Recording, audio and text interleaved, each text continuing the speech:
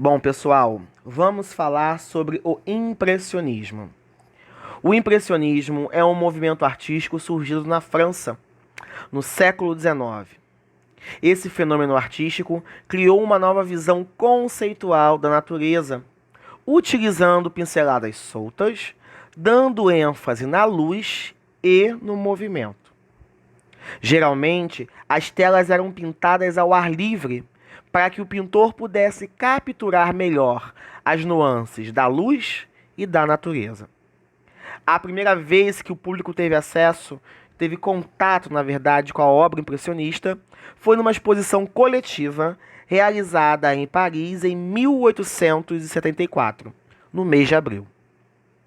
O público e a crítica reagiram muito mal ao novo movimento, pois ainda se mantinham fiéis aos princípios acadêmicos da pintura.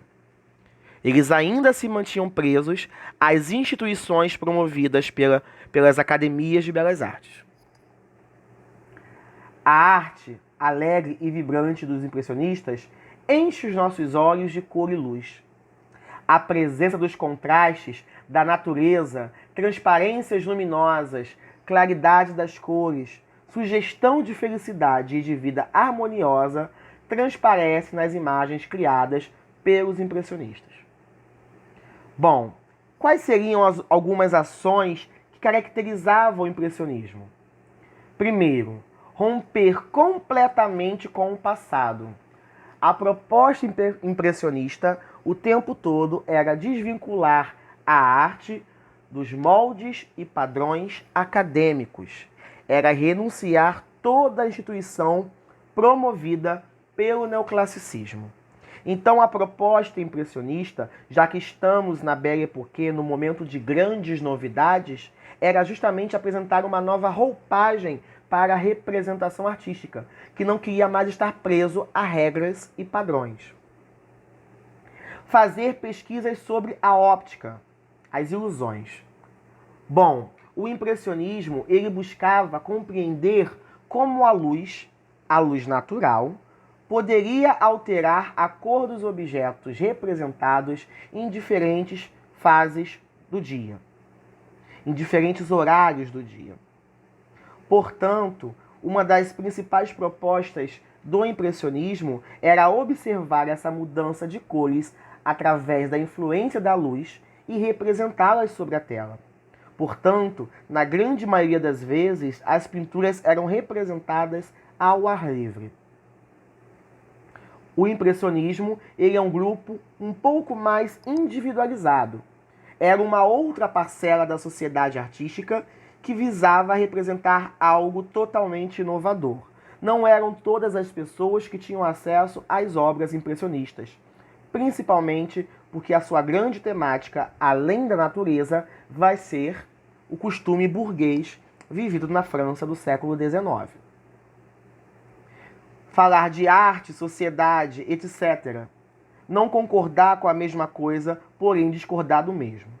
Também vai ser uma característica impressionista. Ele vai falar, comentar, discutir o comportamento social da burguesia francesa do século XIX.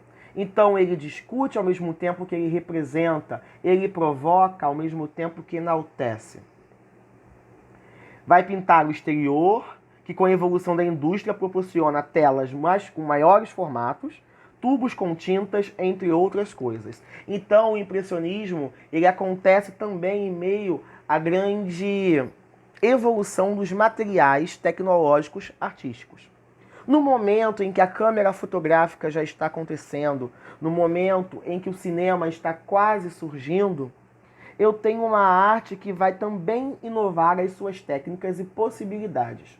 Portanto, novas tipologias de tintas, novos formatos, tamanhos e qualidades de telas de pinturas também vão aparecer. E isso também influencia a nova visão artística proporcionada pelo impressionismo. Bom, nós podemos citar como principais características da pintura impressionista. A pintura deveria registrar as tonalidades que os objetos adquirem ao refletir a luz solar, num determinado momento, pois as cores da natureza se modificam constantemente, dependendo da incidência da luz do sol. As sombras devem ser luminosas e coloridas, tal como é a impressão visual que nos causam, e não escuras ou pretas, como os pintores costumavam representá-las no passado. A ideia do claro e escuro, que é muito recorrente do barroco, a ideia muito formalizada da cor, vivida pelo neoclássico, vivida pelo renascimento, isso começa a ser deixado de lado. Eu não quero uma cor idealizada, eu não quero uma forma idealizada. Eu quero as sensações provocadas pelos efeitos luminosos ao meu olhar. Os contrastes de luz e sombra devem ser obtidos de acordo com a lei das cores complementares. Assim, um amarelo próximo ao violeta produz uma impressão de luz e de sombra muito mais real do que claro e escuro tão valorizado pelos pintores barrocos. Vamos lá, meus amores. Nós sabemos que as cores possuem classificações. Essas classificações vão ser de acordo com a sua tonalidade. Então, eu sei que é bem coisa do Fundamental 1, mas nós precisamos lembrar. Primeira classificação que a gente tem são das cores primárias: vermelho, amarelo e azul. A partir dessas três, eu começo a ter uma classificação maior de cores, que eu começo a ter misturas dessas cores. Vermelho com azul, violeta. Vermelho com amarelo, laranja. Azul com amarelo, verde. Neste círculo cromático, eu também vou ter a associação de cores terciárias. O que são as cores terciárias? São as cores formadas a partir da junção de uma cor primária com uma cor secundária. Lembrando que elas precisam estar associadas. Ou seja, o amarelo ele consegue formar o laranja e consegue formar o verde. Portanto, eu só posso fazer uma mistura terciária de laranja com amarelo e de amarelo com verde. Violeta, violeta e vermelho, violeta e azul. Verde, amarelo e verde, azul e verde. Essas cores que não se combinam, ou seja, que uma não foi formada a partir da outra, são chamadas de cores complementares. Portanto, o roxo ele não foi formado a partir do amarelo. Então, a cor complementar do amarelo vai ser o roxo. Assim como o vermelho não formou o verde. Portanto, a cor complementar do vermelho será o verde. E assim com laranja. Cor complementar do laranja será o azul. Ok? As cores e tonalidades não devem ser obtidas pela mistura de tinta na paleta de pintor. Pelo contrário, devem ser puras e dissociadas no quadro em pequenas pinceladas. Eu não tenho uma idealização de tons de cores preparadas antes, de pegar a paleta de pintura e fazer as misturas para encontrar a cor que eu desejo representar. As cores são lançadas diretamente na tela, sem uma mistura prévia, em curtas pinceladas, de modo a formar uma imagem ou borrão luminoso que eu pretendo representar. Uma coisa que é importante, como um dos grandes artifícios para afastar a arte dos moldes clássicos, vai ser a eliminação da linha de contorno. Então, o desenho prévio, ele também não irá mais acontecer na pintura impressionista.